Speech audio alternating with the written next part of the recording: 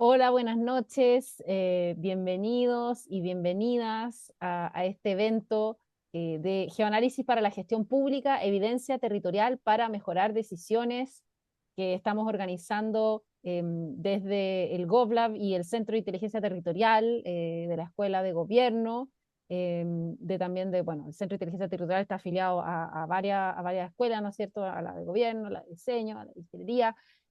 Así que estamos muy contentos de estar aquí en este evento, que en realidad es un lujo porque tenemos a dos estudiantes de nuestro diplomado de Ciencia de Datos para Políticas Públicas que nos van a contar sobre un proyecto real que hicieron con técnicas de geoanálisis.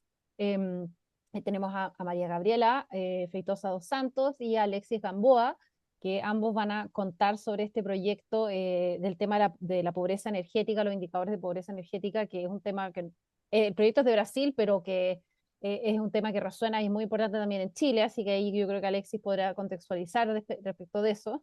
Y vamos a partir, este evento lo estamos haciendo a propósito, ¿no es cierto?, de nuestro curso que tenemos de geoanálisis, que es un curso nuevo que ofrecemos a quienes quieren aprender técnicas específicas de geoanálisis en R, y nos acompaña el profesor Denis Berroeta, que es profesor de este curso y también de nuestro diplomado, y también trabaja en el CIT. Así que, bueno, darles la bienvenida, agradecer su presencia. Si quieren prender las cámaras, siempre es bueno cuando uno está en estos eventos, porque uno puede reaccionar, uno ve si la gente tiene cara de, por ejemplo, confundida y uno explica de otra forma. Eso siempre es útil, y en la sala de clase también es así. Estas son las salas de clase que nosotros usamos. Tenemos mucha interacción, y lo bueno también contarles que si ustedes se suman a este curso, se matriculan, van a ser parte de la comunidad de innovación pública que tiene el GovLab, que se reúne 2 veces al año de manera presencial. De manera gratuita hacemos unas jornadas de capacitación y vinculación, una en mayo, generalmente inicios de mayo, y una a inicios de octubre, de día completo en la universidad, donde ustedes acceden a charlas de los últimos temas de datos, de inteligencia artificial, de innovación pública, conocen a otra gente, ¿no es cierto? Se hacen redes profesionales, siempre es bueno para conseguir trabajo. Entonces, esto es un beneficio exclusivo para todas las personas que estudian nuestros cursos o que egresaron de nuestros cursos. Una comunidad ya grande de más de 1.500 personas, y siempre nos juntamos 2 veces al año. Así que ese es un beneficio extra que tienen este curso y otros de el GovLab. Obviamente no todos los cursos de la universidad tienen ese beneficio. Así que sí, contarles que está esa invitación, y con eso los dejo con Denis Berrueta, que les va a contar del curso, y posteriormente vamos a hacer algunas preguntas y va a ir después para partir la presentación. Adelante, Denis, y también te puedes presentar con un poco más de detalle. Muchas gracias, María Paz. Como dice, mi nombre es Denis Berrueta, soy profesor del curso de geoanálisis de esta primera versión y también del diplomado. Yo trabajo en el Centro de Inteligencia Territorial, también de la Universidad Adolfo Ibáñez, y nada, principalmente soy coordinador de investigación, donde me dedico principalmente a desarrollar metodologías y técnicas de análisis espacial aplicado a políticas públicas para proyectos públicos, pero también privados. Así que principalmente eso. Actualmente estoy haciendo el doctorado en Data Science y básicamente en inteligencia artificial también.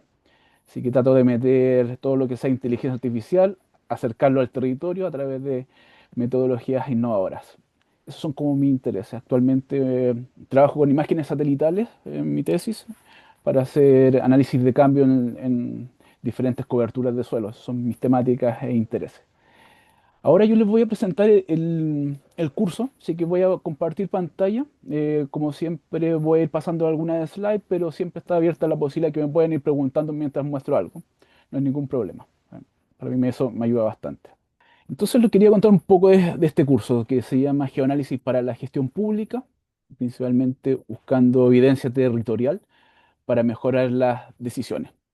Entonces, para presentar este curso, más allá de los contenidos, que sí quería partir como haciendo algunas preguntas. Lo pretendía hacer así esta presentación, primero responder o tratar de explicar por qué hacer análisis espacial de partida. Eso es lo esencial para motivación de este curso. Tenemos que saber para qué. Y quiénes deberían hacer análisis espacial. Ya un poco más cercano al curso, ¿qué se podría aprender en este curso? ¿Qué metodología vamos a utilizar? traje un caso de ejemplo muy rápido, es solamente para un contexto para que hagan nociones o tengan el entendimiento cuál sería el paso a paso para la construcción de un indicador territorial para un problema real que desarrollamos, las fechas, modalidades que son más del programa y finalmente para cerrar por qué hacer este curso. ¿Ya? Entonces, lo primero me gustaría partir con, siempre me gusta esta frase de Henri Lefebvre, dice, la historia y el espacio y la sociedad se coproducen, por lo que el espacio tiene un rol activo en la reproducción y en la acumulación de fenómenos sociales. Entonces nos está diciendo efectivamente aquí hay un factor importante dentro de los fenómenos sociales, las dinámicas, los problemas, las necesidades, las desigualdades, donde se ubican siempre en el espacio. El espacio tenemos que entenderlo como una dimensión importante y a través de este análisis podemos analizar y entender correlaciones, dependencias entre variables, pueden ser necesidades sociodemográficas, vulnerabilidad social, desde el medio ambiente, contaminación, hasta necesidades socioeconómicas, habitacionales, todos los problemas sociales que nosotros podamos tratar, que ocurren, necesidades, desde una perspectiva espacial. Debemos considerarlo. Entonces voy a poner un ejemplo. El primer ejemplo es un problema que es de alta importancia actualmente, es la delincuencia y los delitos y en específico el caso del microtráfico. Vamos a tratar de hacer un recorrido del microtráfico si se cumple esta coproducción histórica y también de la sociedad como problema. La primera, imaginemos este escenario. Vamos a partir de la izquierda hacia la derecha. Vamos a hacer un ejemplo de tráfico de drogas. Imaginemos que el punto que está a la izquierda es un microtraficante que se ha puesto en una esquina. Primera vez que se pone a vender en una esquina, no vamos a analizar las motivaciones por qué lo hace, sino que vamos a tratar de entender como el problema social y territorial.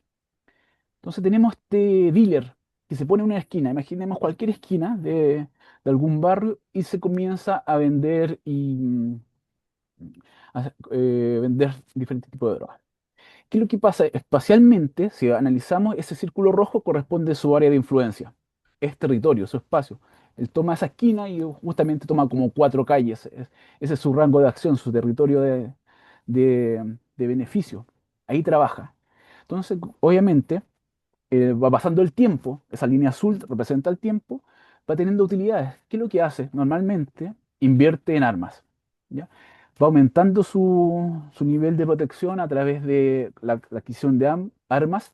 ¿Qué es lo que hace esto? Rápidamente intimida a los vecinos. Los vecinos no denuncian, entonces invierten armas, la gente tiene miedo, no denuncia, y aquí está ocurriendo un fenómeno social. La gente ya no está viendo tranquila en su barrio porque tiene un microtraficante que tiene armas. Entonces este microtraficante intrínsecamente, territorialmente, está aumentando su área de acción, su territorio. Entonces aquí ya estamos viendo que el territorio se amplía, ¿ya? Y aumenta y básicamente afecta a mucho más personas. Entonces volvemos, el territorio está espacialmente, históricamente, está aumentando su área de influencia y tenemos que considerarlo. ¿Qué pasa? Si aumenta su territorio, su área de influencia, multiplica sus utilidades, y ¿qué es lo que pasa como consecuencia natural, histórica? Empieza a subcontratar otros dealers, ampliando su red mucho más grande y básicamente aumentando sus utilidades, pero ya se empieza a transformar en un problema de amplia envergadura.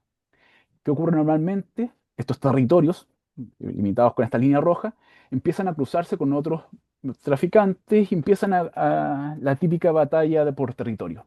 Y ahí después, ¿qué aparece? Las noticias. Dicen, oye, hubo un ajuste de cuenta entre bandas rivales. Normalmente y se convierten en delitos o crímenes graves.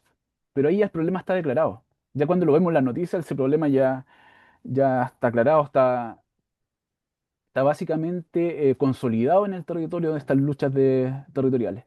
Pero hay que entender así, el territorio es un factor importante para el control de las necesidades de los problemas, en este caso de seguridad. Así que todo esto ocurre históricamente. Entonces Lefebvre, en su hipótesis, en nuestra premisa inicial, tiene razón. Históricamente fue ocurriendo y el territorio fue un factor importante, fue ampliando y todas las dinámicas sociales, en este caso esta inseguridad, ocurre bajo este contexto espacial, ¿ya? Entonces, cuando vemos un problema, actualmente vemos las noticias, está lleno de delitos violentos, y entonces, pero también tiene un contexto histórico donde el territorio es un factor importante. Entonces, esa es la esencia, por qué los problemas sociales, las dinámicas que ocurren actualmente, tenemos que considerar el territorio como un escenario donde ocurren estas dinámicas.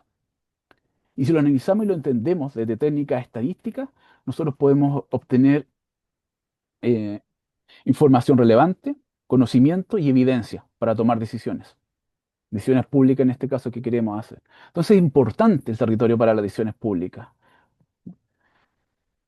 ¿Por qué? Porque el espacio no es neutro. El espacio no es neutro. Uno cuando las autoridades o las decisiones públicas, cuando uno elige autoridades y estas toman decisiones, generan impactos. Cualquier política pública genera impacto en el territorio. Entonces, porque están enfocadas territorialmente, entonces genera también desigualdad en las comunidades urbanas y rurales. También cuando se distribuyen servicios, bienes, infraestructura, también genera esto, y aunque uno no lo quiera, genera oportunidades para los que están cerca, pero brechas de acceso a los que están más alejados. O sea, la decisión pública, su impacto está altamente condicionado de su ubicación del territorio. Factores ambientales como la contaminación, calidad del aire, también influyen y afectan directamente al bienestar de las personas. Entonces, ¿qué tenemos que llegar como conclusión? Necesitamos hacer análisis espacial. Tenemos que entender y visibilizar cómo el espacio interactúa dentro de esta toma de decisiones políticas y esta distribución de bienes y servicios. Entonces, ¿para qué? Para optimizarlo, para optimizar esa planificación, asignación de recursos para generar lo que nos interesa, mayor equidad territorial. Entonces, el espacio no es neutro. Entonces, ¿qué es lo que pretendemos ahora? ¿Por qué hacer análisis espacial? Estamos yendo desde una perspectiva general histórica del FBRE, vimos un caso, vimos también cómo impactan las políticas en el territorio. Ahora, ¿por qué las tenemos que hacer? Porque nos permite ubicar el problema. ¿A dónde están los problemas, las necesidades? Nos permite hacer un mejor diagnóstico de nuestra realidad, ya sea comunal, regional, provincial, a diferentes escalas, pero si no analizamos los problemas desde una dimensión espacial, perdemos el foco. Una vez que lo tenemos identificado, podemos optimizar los recursos, ya sean público o privado. El contexto ahora es público en el mundo público, pero también podemos ocupar estas mismas técnicas para problemas de empresa privada. Entonces, también, pues, si optimizamos recursos, también nos permite reaccionar, anticipar riesgos y también anticipar estas desigualdades territoriales que queremos evitar. Entonces, también decisiones futuras, podemos justificar decisiones de inversión con evidencia. ¿Por qué? Porque nuestros modelos espaciales nos van a permitir hacer eso. Finalmente, lo que queremos hacer es convertir datos general, datos como tabulados, en conocimiento territorial útil. Entonces, ¿cómo lo podríamos hacer? O primero, ¿quiénes deberían hacer análisis espacial? Ah, Pongo una pequeña lista, pero también se puede ampliar a muchos más. Por ahora, en este contexto, los funcionarios públicos, muchos consultores urbanos, ambientales, analistas, planificadores urbanos, en general, todos los profesionales también en formación continua, y todos los que tengan una leve intuición de que sus problemáticas, sus casos de estudio y de análisis tienen un componente espacial que no está siendo visibilizado. Entonces nosotros proponemos que a través de análisis espacial, técnicas estadísticas, geoestadísticas, geoanálisis, podemos evidenciar y establecer las dependencias que pueden tener el territorio dentro de las problemáticas sociales. Entonces ahora bajando al curso, ya tengo este contexto general de la importancia del territorio para problemáticas de índole pública. Vamos a ver qué es lo que podemos entregar a través del curso para resolver o para apoyar este tipo de análisis para la mejor toma de decisiones. Lo proponemos así, con estos contenidos. Primero, necesitamos herramientas tecnológicas dinámicas y modernas. Al transcurso de mucho tiempo nos hemos dado cuenta que una herramienta bastante útil, dinámica, flexible, es un lenguaje de programación como R. Es fácil de entender, fácil de asimilar, es la continuación natural de un Excel. Hay gente que ha trabajado en Excel. Para pasar al mundo de programación, la transición más fácil, más rápida, es R. que es una librería, o sea, es un lenguaje de programación orientado a la estadística, inicialmente a la geoestadística, pero actualmente tiene múltiples aplicaciones, inteligencia artificial, y en específico hemos encontrado que para análisis espacial es una herramienta bastante potente, madura, apoyado con muchas librerías. Entonces vamos a partir conociendo R como lenguaje. Inicialmente vamos a tener que aprender a programar en R. Entonces vamos a hacer como esa pequeña transición de Excel a R. Vamos a manipular tablas, datos como si fuese un Excel, filas y columnas. Después nos pasamos a datos espaciales. Ya. Datos espaciales vamos a hacer cualquier representación, puntos que pueden ser eventos delictivos, líneas que van a representar calles, por ejemplo, intersecciones, polígonos que pueden ser manzanas o pueden ser áreas verdes. Todo esto son representaciones para un computador, para el lenguaje como vectoriales, pero para nosotros van a representar siempre algo en el territorio. Otro proceso que quisimos incluir en este curso es el geocoding, que es básicamente transformar una dirección a un par de coordenadas para poder hacer análisis espacial. Normalmente uno da su dirección o normalmente las instituciones públicas generan mucha información con respecto a las direcciones. Los colegios saben dónde, pero transformar eso a un punto espacial no es trivial y es bastante útil. Entonces, lo que hicimos, inclusive, darle un capítulo completo a ese trabajo. Después ya transformar un proceso espacial en la interpolación. Básicamente conocer datos e inferir información territorial donde no tenemos fuentes o datos para hacer datos reales. Entonces hacemos una estimación en el territorio. En la imagen de la derecha está bastante claro. Imaginemos esos puntos, esos 4 puntos que corresponden imaginemos estaciones meteorológicas, y esos números arriba son los grados de temperatura. Y dijimos, y como no tenemos solamente 4 puntos, nosotros a través de un proceso de interpolación, de inferencia espacial, podemos conocer en otros lugares donde no tenemos datos, podemos conocer, inferir temperaturas a través de la proximidad y sus datos. Es como si pusiéramos una sábana sobre estos puntos. Nosotros lo vamos a hacer desde un punto de vista geoestadístico, obviamente, pero con base sólida estadística. Vamos a poder inferir. Donde no tenemos datos, vamos a poder capturar datos. Después, indicadores territoriales. Tenemos que construir indicadores territoriales, principalmente una forma de cuantificar numéricamente una condición o un estado de unas manzanas. Nosotros vamos a trabajar con manzanas para analizar las desigualdades espaciales.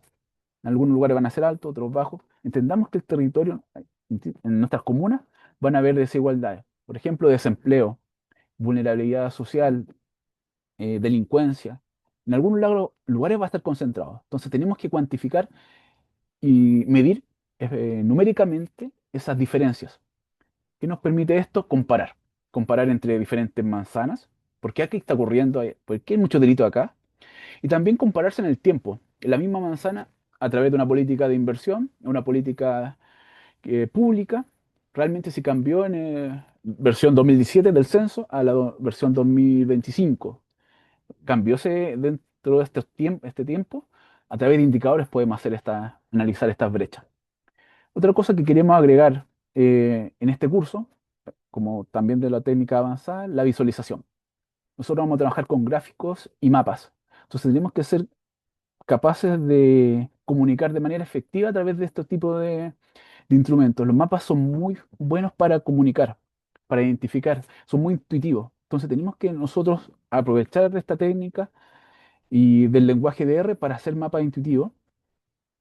Y finalmente, queremos acompañarlos en un proyecto con datos reales. Vamos a construir indicadores territoriales con datos reales para que ustedes puedan afrontar desde el proceso de la etapa uno hasta el final, poder sacar sus propias conclusiones de problemáticas sociales o socioterritoriales que pueden ocurrir en una comuna que ustedes elijan. De hecho, ustedes van a ser libres de elegir la temática y también elegir el área de estudio. Entonces, eso es lo que queremos acompañar en un proyecto. Que no solamente aprendan conocimiento, sino que también terminar con un producto, con un proyecto que puedan ustedes aplicar. Excelente.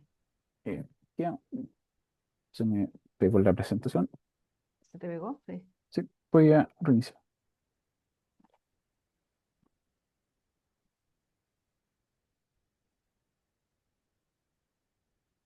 Ahora viene, apenas termine Denise, vamos a dar espacio para algunas preguntas si tienen del curso y luego comenzamos con la presentación de María Gabriela y de Alexis sobre el proyecto de pobreza energética de Brasil que se hizo en el marco de nuestro diplomado para el Instituto Polis.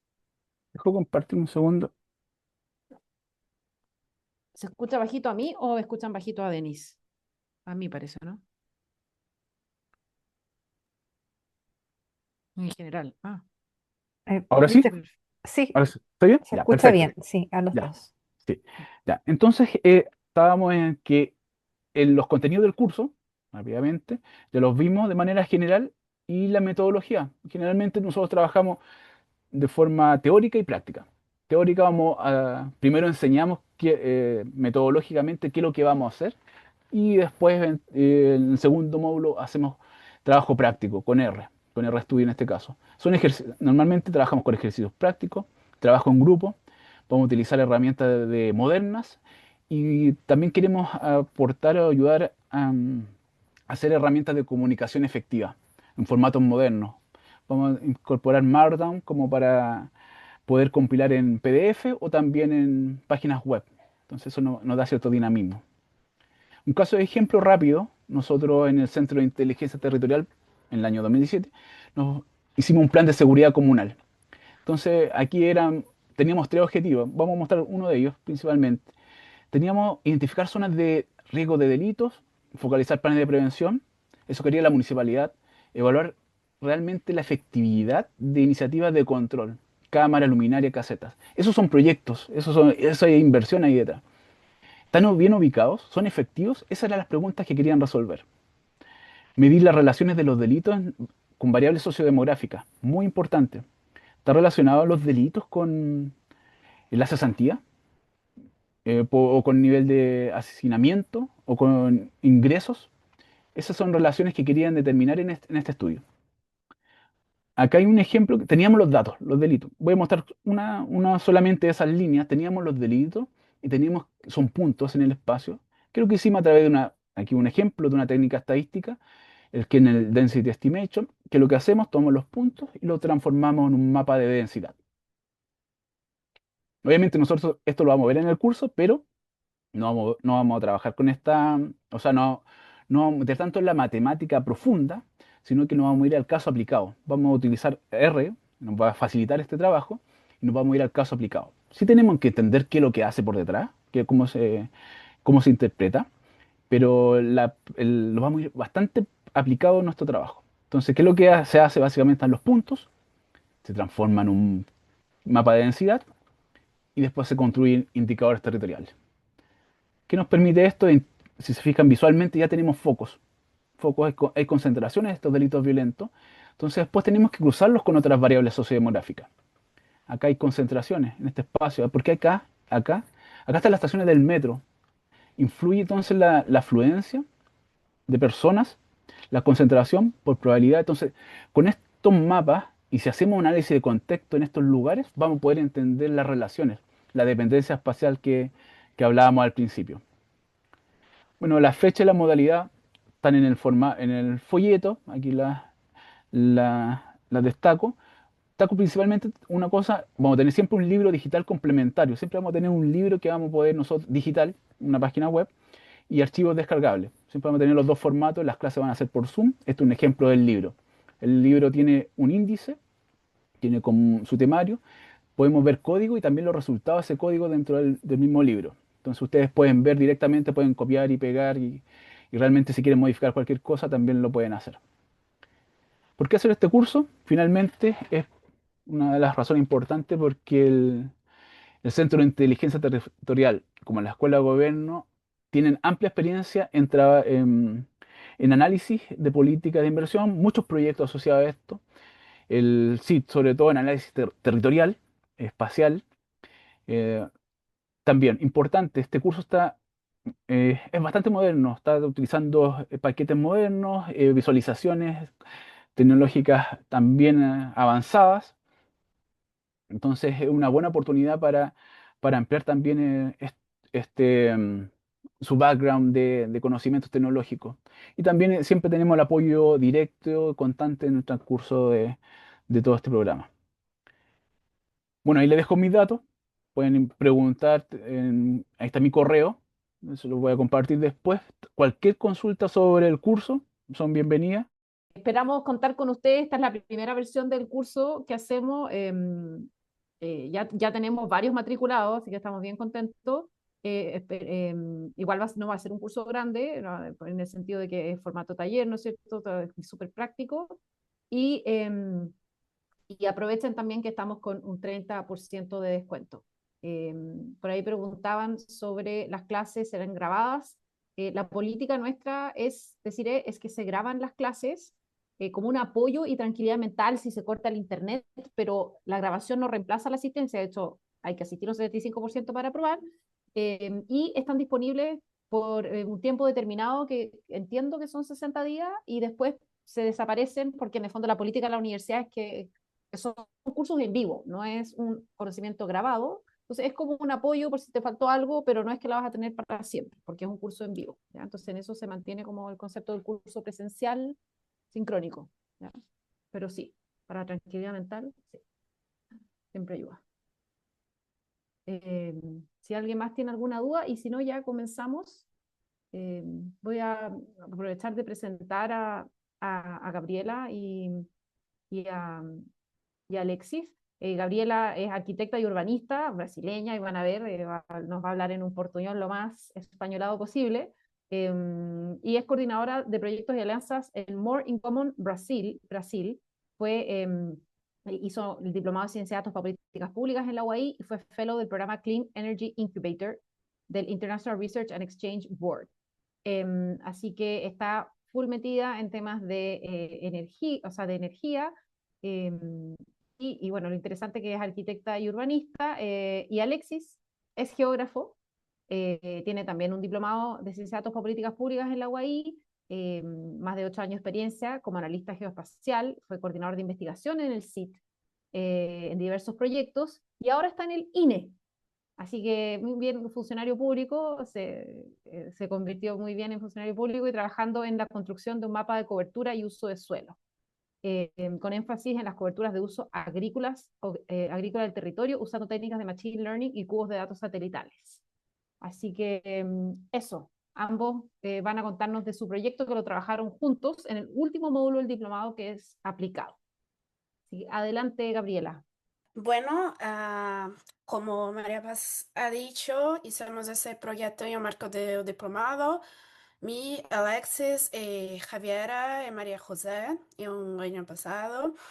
Y fue en un contexto también de colaboración con Instituto Polis, que es una organización no gubernamental de Brasil, que está desde el proceso de redemocratización de Brasil, trabajando por el derecho a la ciudad junto a movimientos de base, de territorio, y trabaja con investigación, capacitación y asistencia técnica en políticas públicas a gestores, administración pública.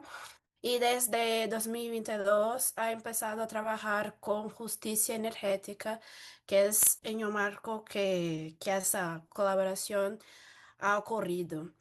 Es importante decir que yo no estoy más en Instituto Polis hoy en día y he marchado al final de último año, pero desde ahí estábamos siempre trabajando con herramientas de geolocalización como ArcGIS, GIS, pero no tendríamos herramientas, ninguno de nosotros tendría conocimientos de herramientas de R.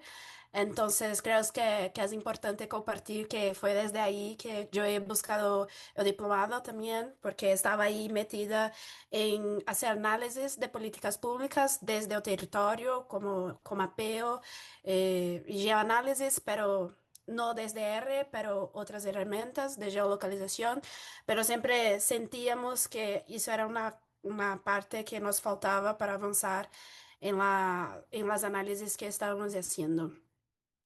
Entonces, un problema que enfrentábamos en Brasil, estábamos hablando de pobreza energética, pero desde una mirada multidimensional. Y al mismo tiempo en Brasil no tendríamos, como tenemos políticas energéticas, pero políticas que están aisladas y ministerios y agencias que no conversan, no están ahí intrucadas en la misma pasta y tampoco se tiene de verdad un análisis multidimensional de qué es pobreza energética en Brasil. Entonces, incluso fue una coincidencia que estábamos mirando e investigando el caso de Chile, que ha trabajado en un indicador de pobreza energética, que Alexis vas a compartir más al fin de la presentación. Pero ese era un punto inicial del problema, porque no se podía comprender quién eran las personas que de verdad estaban en pobreza energética en Brasil y qué políticas tendríamos que hacer, más que eso, como dónde estaban a nivel de territorio, como de barrios y como de una localización muy granular y muy como a nivel de calle, así, cómo se podía llegar a esas personas y hacer políticas más direccionadas a ellas. Eso es un ejemplo de lo que estábamos haciendo antes de ese proyecto en el marco de diplomado. Son análisis que resultaron de un trabajo a partir de esas herramientas de geolocalización, entonces ArcGIS, EGIS, pero como usábamos Excel, tablas, como eran bancos de datos gigantescos que intentábamos limpiar por Excel, entonces exportar a ArcGIS para trabajar. Entonces, como era posible, acá estábamos trabajando un indicador como de la duración del periodo de interrupción de energía eléctrica, que es uno de las dimensiones de pobreza energética. Y acá, como llegamos a un punto de comprender que las localizaciones donde donde vivía las personas de bajos ingresos, las personas negras también, que acá en Brasil tenemos una cuestión de raza muy fuerte. Entonces, eran los hogares donde se tendría un peor acceso a energía, mismo que esas personas pagaban como tendrían los pagos en días, pero cuando se cortaba, cuando no se tenía energía, no tenía energía por más tiempo y más frecuente al decorrer del año. Entonces llegamos a un problema que como comprendemos que a marco de diplomado no podríamos hablar como de un indicador multidimensional porque tuvimos un mes para trabajar el proyecto, entonces era algo muy grande, entonces acotamos para trabajar con el problema de suministro de energía eléctrica en Brasil, comprender cuáles son los hogares más afectados. Entonces, acá una hipótesis que Paul ya estaba trabajando acerca de los hogares de bajos ingresos, especialmente encabezados por mujeres, de personas negras en áreas urbanas de la periferia. Y también al mismo tiempo son las personas que tienen sus ingresos comprometidos con el pago del servicio de energía eléctrica. Entonces, acá llegamos a la solución. Pole ya estaba trabajando a nivel de un municipio. Acá se tiene en rojo, un punto rojo en el mapa de Brasil. Es un municipio, como es una capital de un estado de nordeste de Brasil que se llama São Luís, en Maranhão.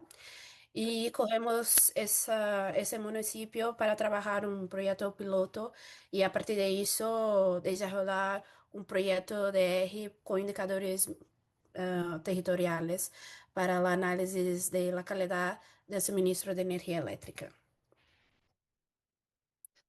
Ahora paso la palabra para Alexis. Ya, muchas gracias, Gabriela. Claro, como mencionaba María Gabriela en su exposición, efectivamente a partir de un poco de las condiciones que teníamos para hacer este trabajo en el diplomado, acotamos o tratamos de ser lo más eficientes en el sentido de, con el tiempo que teníamos disponible, abordar una de las problemáticas identificadas en Brasil con respecto a la pobreza energética, y en base a eso y la explicación del problema que mencionó María Gabriela, optamos por definir las siguientes actividades para el trabajo. Primero, era monitorear el respeto de los límites regulatorios de calidad del suministro del servicio de energía eléctrica por las distribuidoras. Ese era un dato que teníamos disponible desde Brasil. Y esto era utilizando indicadores de calidad definidos por la ANEEL, que era la organización brasileña encargada de este tema, que definen finalmente eh, cuál es el límite sobre el cual efectivamente se está incumpliendo una normativa asociada a la calidad del suministro del servicio eléctrico. Y actualmente son multados aquellos hogares que superan este umbral o este límite establecido, pero no se considera la pobreza energética ni la susceptibilidad a la vulnerabilidad para definir estos hogares multados. O sea, en muchos casos pasaba que efectivamente hay muchos hogares de muy bajos ingresos que acumulan y acumulan multas y que efectivamente entran en un loop o en un círculo vicioso, ¿cierto? En el que no pueden salir del pago de esas multas. Efectivamente eso termina afectando su calidad del acceso a la energía, y también era uno de los problemas más evidentes que identificamos al analizar esta problemática en Brasil. La segunda actividad fue analizar las desigualdades en el acceso a la energía eléctrica a partir de la calidad de estos suministros, utilizando datos de duración y frecuencia en el corte de suministro por cada una de las zonas censales en Brasil. Y también utilizamos datos de consumo de energía eléctrica por zona censal con base en la media municipal. Y también utilizamos en este caso datos por tipo de hogar, bajos ingresos y su ubicación, favela o no. Teníamos, para considerar, luego María Gabriela les va a exponer más los resultados, pero hay que considerar que esta era la información espacial o geoespacial que nosotros teníamos disponible para poder realizar este análisis. Teníamos datos de duración y frecuencia en el corte, ¿cierto? Por zona censal, teníamos los datos de consumo también por zona censal, y los tipos de hogares que también están atribuidos a estas zonas censales, y también la cobertura de favela, que en este caso funcionaba como una cobertura dicotómica en el territorio, o sea, son áreas que están identificadas como favela o sectores de bajos ingresos o de bajas condiciones de urbanización, podríamos decir, ¿cierto?, en Brasil, y qué áreas no están dentro de esa. Entonces, se pueden ir imaginando, teníamos, por así decirlo, una serie de información anclada al territorio y que nos permitía hacer un análisis geoespacial. Y este análisis geoespacial lo planteamos en estas etapas, o en este paso a paso. Primero hicimos un análisis territorial sobre estas estadísticas territoriales, valga la redundancia, de la calidad del servicio versus la densidad de la población. Asumimos la densidad de población como un proxy al nivel socioeconómico, porque efectivamente en primera instancia no teníamos un dato de nivel socioeconómico eh, con una certeza espacial lo suficientemente válida para que pudiéramos considerarlo. Entonces asumimos que a mayor densidad eventualmente el nivel socioeconómico estaba más deteriorado. Y con esta información hicimos un análisis comparativo entre la calidad del servicio y las condiciones de desigualdad, buscando comprobar la hipótesis, donde efectivamente había cierta hipótesis planteada donde que la calidad del servicio era menor en aquellas zonas que tenían condiciones de desigualdad o de nivel socioeconómico más bajo. Y con esto generamos, o queríamos generar, un modelo de predicción a partir de un indicador compuesto que permite identificar agrupaciones territoriales de valores bajos de calidad del servicio y con condiciones de desigualdad territorial evidentemente marcadas. Entonces, efectivamente, queríamos buscar localizar en el territorio donde se juntaban estas dos variables, donde se expresaban con mayor fuerza, tanto la baja calidad del servicio como estas condiciones de bajo nivel socioeconómico. Adelante, María Gabriela. Entonces, acá empezamos a compartir qué hicimos, de verdad, el análisis.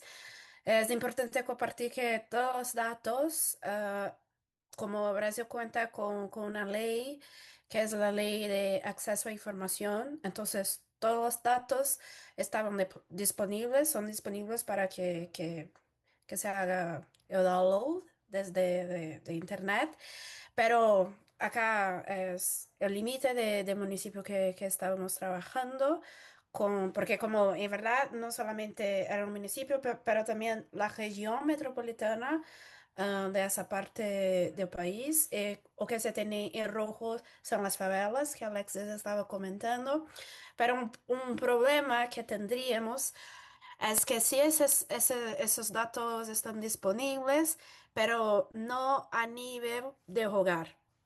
En razón de la protección de las personas, no se puede localizar exactamente dónde están los hogares. Entonces, eso sí era un problema para nosotros, ya que estábamos hablando de ubicar los hogares que estaban en pobreza energética a nivel de zona censal, como donde estaban exactamente, para conducir las políticas necesarias. Entonces empezamos por un punto geolocalizado que sabíamos dónde estaban, que son los transformadores de media tensión. Básicamente son los postes de luz donde se llega la energía y están ubicados a nivel de manzanas. Y desde allí lo que hicimos fue localizar los hogares de la manzana que estaban conectados a esos transformadores. Entonces, a partir de ahí, como hogares que tendríamos solamente a nivel de un código que se tendría desde de ese banco de datos, pudimos ubicar en la manzana, no a nivel de la calle exactamente, pero en la manzana donde estaban y a partir de ahí comprender ah, algunos criterios también que se tiene aquí, RE1, RE2, que son básicamente las clases de hogares. Entonces, lo que es RE1 son los hogares en general.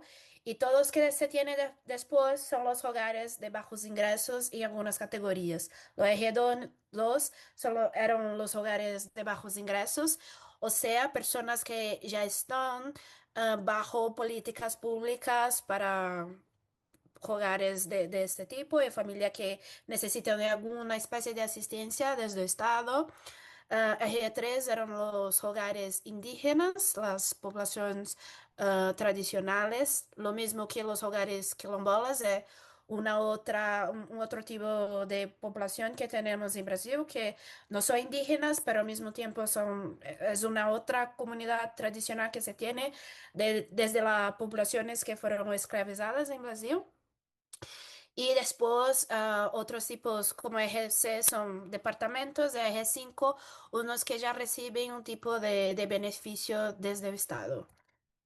Y a partir de ahí hicimos como excluimos de la base de datos los hogares que durante todo el año tuvieron como cero consumo de energía, o sea, por algún motivo estaban vacíos, eran vacantes, o que tendrían consumo energético menor o igual a cero. Y con eso llegamos como al número de hogares total que íbamos a trabajar y de verdad ubicar en el territorio. Y entonces también contamos con unas análisis iniciales que eran análisis estatísticas antes de no devolver al territorio y comprender cómo se comportaba el suministro de energía eléctrica para comprender, porque una dimensión muy importante para comprender si un hogar está o no en pobreza energética es el consumo promedio, porque cuando el hogar tiene un consumo menor que el promedio del municipio, eso quiere decir probablemente que no tiene cómo pagar un consumo como medio mínimo necesario para de energía eléctrica. Entonces, acá comprendimos como constatábamos la hipótesis que los hogares de bajos ingresos tendrían un consumo menor de energía, probablemente porque no podrían invertir sus ingresos en el pago de energía y lo mismo que tendrían horas de interrupción acerca de suministro de energético como por más horas durante el año. Acá ese gráfico se está enseñando eso, que la media, esa línea, creo que no están viendo, ¿no? Que esa línea son como los promedios de la duración de la interrupción del suministro. Entonces se percibe que es mucho mejor que los hogares comunes que se tendría, como los de bajos ingresos. pasaban por más horas de interrupción y también de frecuencia durante el año. Y entonces empezamos a, como comprobada esa hipótesis que Paul ya traía en sus análisis, fuimos, vale, entonces, ¿dónde están esos hogares? Acá también, como ya casi partimos para las análisis territoriales, y la cosa es que los hogares de bajos ingresos son el negativo de los hogares que no son de bajos ingresos, o sea, están localizados en las periferias de la ciudad y justamente son los hogares que tienen duración de suministro como de corte de suministro por más horas durante el año, o sea, son los hogares que tienen un bajo consumo de energía, son los hogares de verdad, probablemente en pobreza energética en las dimensiones que estábamos analizando. Acá tendríamos solamente un hogar indígena, entonces no traía mucha información en nuestros análisis, pero en términos de los hogares quilombolas, por supuesto, estaban en las zonas rurales de la región metropolitana, porque son comunidades tradicionales que tienen relación con el campo. Y lo mismo los hogares que comentaba que ya tienen un tipo muy específico de asistencia a partir del Estado. Entonces, acá también lo que se tiene en gris como en línea son justamente los límites de las favelas. Entonces, enseñando que se tiene una relación también muy territorial específica acerca de esa realidad.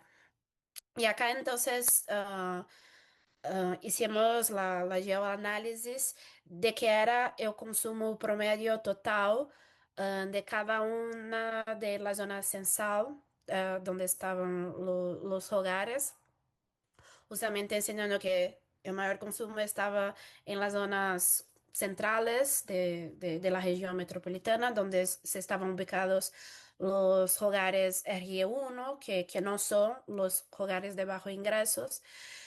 Y acá lo mismo de la duración promedio, que se tendría, como ya habíamos constatado, en las zonas periféricas de la ciudad. Y acá es un análisis que se está indicando las zonas censales, donde, como Alexis había dicho, que son donde la duración de la interrupción del suministro de energía ultrapasaba el límite establecido por la regulación de la Agencia Regulatoria de Brasil para ese servicio. O sea, como hay una sobreposición de la ubicación de los hogares justamente de bajos ingresos y del área de la favela, o sea, como las regiones donde no se atiende a los límites regulatorios son donde se están las personas en los hogares de familias de bajos ingresos. Y hicimos lo mismo para la análisis de la frecuencia, como cuántas veces al año ocurre la interrupción del suministro de energía eléctrica. Y acá lo mismo enseñando dónde están las zonas censales, donde ese límite también regulatorio no es establecido, no es asistido. Entonces acá solamente una retomada de qué hicimos. eh, Básicamente como empezamos una lectura del municipio y de la región metropolitana de una manera general. Entonces, ubicando los transformadores, que eran los puntos geográficos conocidos. A partir de eso hicimos un join espacial con los hogares, entre transformadores y hogares, para ubicarlos en el territorio. Y a partir de ahí hicimos como la limpieza de la base de datos y como las análisis estadísticas y la generación de mapas de calor para concentración de los hogares por clase y las análisis a partir de las zonas censales de las dimensiones que estábamos analizando, los indicadores territoriales de duración, frecuencia de suministro, de la interrupción de suministro y los límites regulatorios que eran como el parámetro con el cual estábamos trabajando. Y lo mismo para los hogares que estaban ubicados en las zonas de favelas. Ya, y voy a aprovechar los últimos minutos que nos quedan para presentarles muy rápidamente un caso y una experiencia que tuvimos la oportunidad de trabajar en el CIT cuando yo me desempeñaba ahí como coordinador de investigación el año 2022. Participamos en este proyecto de apoyo para una transición energética justa, limpia y sostenible en Chile, que fue un estudio para la medición de indicadores de pobreza energética, era un estudio para el Ministerio de Energía, financiado por el BID, y que ejecutamos en conjunto con la consultora EBP, con el Centro de Inteligencia Territorial, ¿cierto?, del Adolfo Ibáñez, y la Red de Pobreza Energética. Ahí un link a una noticia, si después les compartimos la publicación, pueden ver un blog y ahí hay más antecedentes.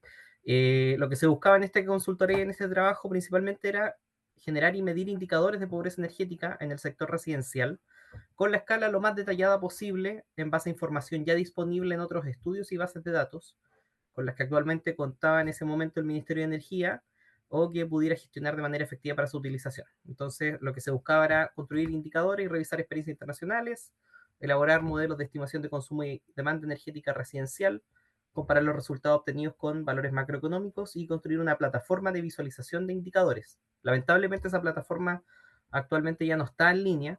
Efectivamente ahí se podía disponibilizar, estaba el informe, estaba la descarga de la ficha de los indicadores, pero eventualmente yo creo que se puede hacer alguna gestión a través del SIT para si alguien está interesado, se puede comunicar con el SIT directamente y tenemos las fichas al menos metodológicas de los indicadores porque ahí hay más detalle de cada uno de ellos.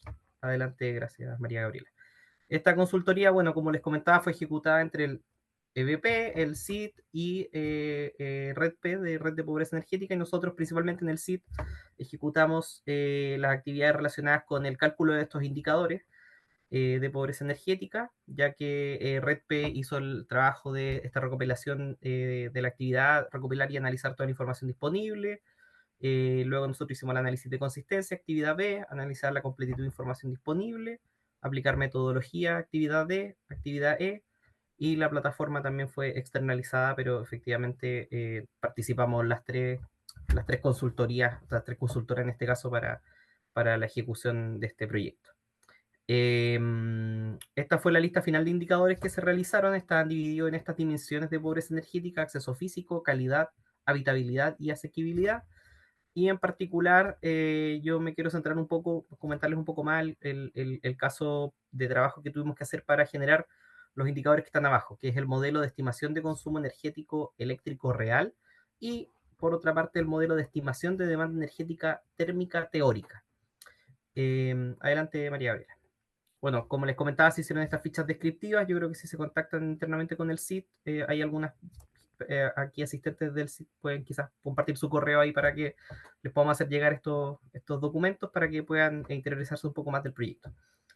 Con respecto a la estimación de consumo energético, acá tratamos de, en base a la información que teníamos disponible en ese momento, año 2022, ese es el contexto, teníamos disponible el censo o las variables del censo del 2017, ¿cierto?, acá en Chile, y también teníamos como parte de las bases de datos que nos entregó el Ministerio una encuesta de caracterización del consumo energético a nivel nacional, se denominaba CDT del 2018, y era una base de datos con 3.500 hogares caracterizados desde el punto de vista con el detalle del consumo energético de cada uno de esos hogares y también con variables relacionadas con el nivel socioeconómico. Entonces lo que hicimos, una propuesta de trabajo o de la propuesta metodológica en este caso, fue buscar ciertas variables en ambas fuentes de datos que nos permitieran, por así decirlo, homologar la información de ambas fuentes. O sea, identificamos variables tanto en el censo como en la encuesta CDT que describieran el nivel de educativo del jefe de hogar, la situación laboral del jefe de hogar, la cantidad de personas por rango etario, el tipo de vivienda y la materialidad de vivienda. Y esta información se localizó espacialmente, como era el mandato que fuera la unidad mínima posible de análisis espacial, lo hicimos a escala de zona censal. Entonces, efectivamente, ¿puedes devolverte un poco, María Gabriela? Aquí hicimos una estimación de área pequeña, que fue la metodología principal de este trabajo, donde hicimos dos variables, principalmente la aproximación de Monte Carlo, dos enfoques, que era una metodología iterativa de la estimación del consumo, y por otro lado hicimos un bootstrap paramétrico, donde generamos estadísticos de confiabilidad de resultados. Luego, efectivamente, estos caminos nos llevaron a tener una serie de modelos con distintos parámetros, donde nosotros optamos por el mejor modelo que tuviera un menor intervalo de confianza, o sea, un mayor intervalo de confianza y un menor MSE, que es un error cuadrático. Y también hicimos una correlación, como la idea era comparar también con fuentes de otra, o sea, con datos de otras estimaciones de consumo energético a otra escala. Correlacionamos los resultados que tuvimos a nivel comunal con la estimación de consumo comunal de energía abierta que estaba disponible también en ese momento. Y con eso, de cierta forma, validamos o comparamos las estimaciones de consumo que hicimos para zonas censal.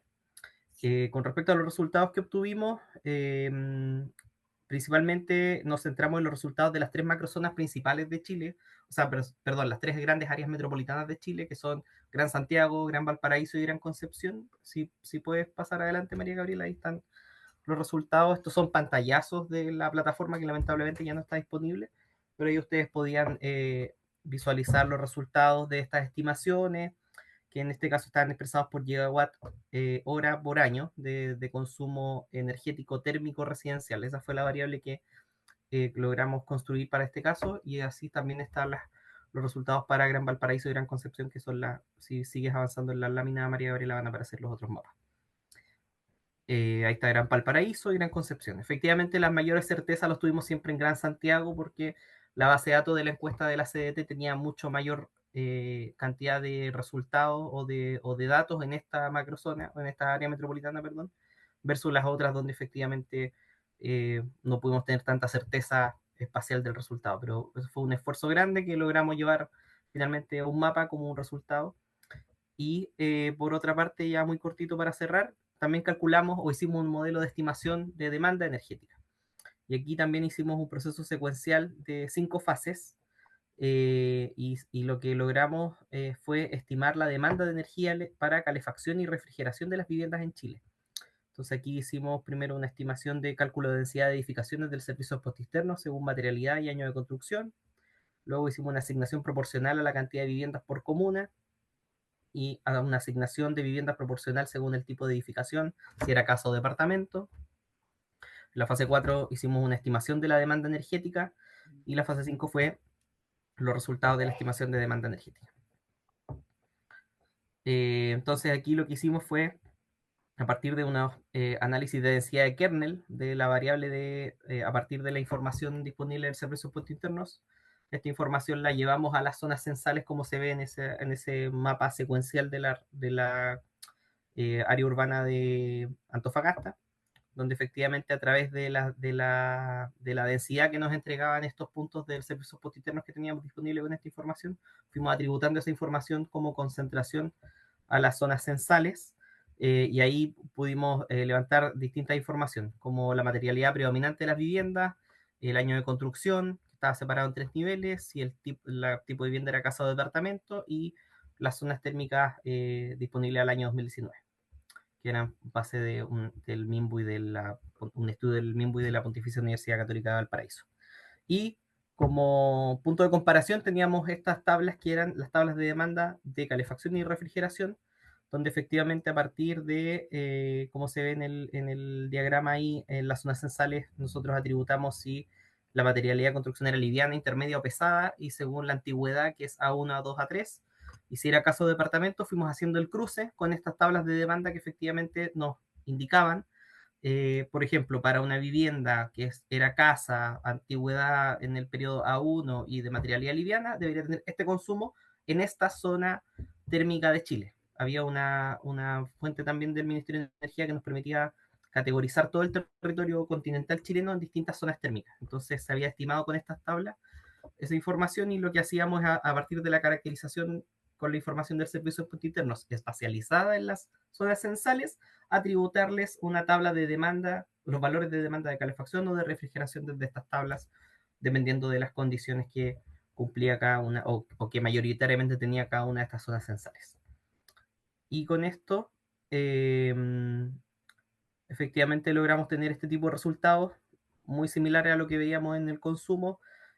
A nivel de zona censal tuvimos una estimación de demanda energética térmica residencial en gigawatt hora por año, donde efectivamente, como pueden ver, también mapeamos Gran Santiago, Gran Valparaíso y Gran Concepción. Lo puedes ver si continúas la diapo, María Gabriela, por favor. Donde efectivamente también, al igual que en el caso de la estimación de consumo, los mayores resultados o los resultados más precisos los tuvimos siempre en Gran Santiago, porque efectivamente ahí teníamos la mayor cantidad de datos disponibles.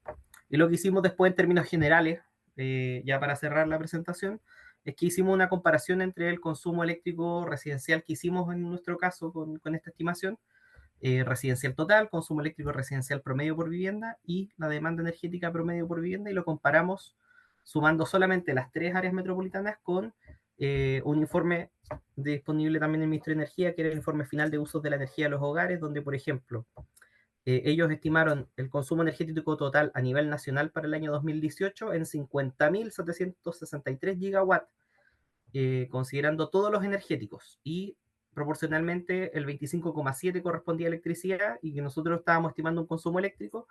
Ellos en el informe estimaban un aproximado de 13.046 gigawatts hora a nivel nacional, versus nosotros lo que estimamos, si ven ahí en la tabla, al menos en las 3 áreas metropolitanas que concentran fácilmente más del 70% de la población del país, 6.670. O sea, efectivamente nos acercamos al valor, no fuimos capaces de mapear o de tener resultados a nivel nacional completo, pero esto también nos sirvió un poco para ver cómo se acercaron un poco nuestros parámetros, nuestros resultados y nuestra estimación a este parámetro oficial, o más una fuente más confiable desde el ministerio, ¿cierto? Y el promedio del consumo también estuvimos relativamente cerca, 2.077 estimaron y nosotros estimamos 2.290 en promedio.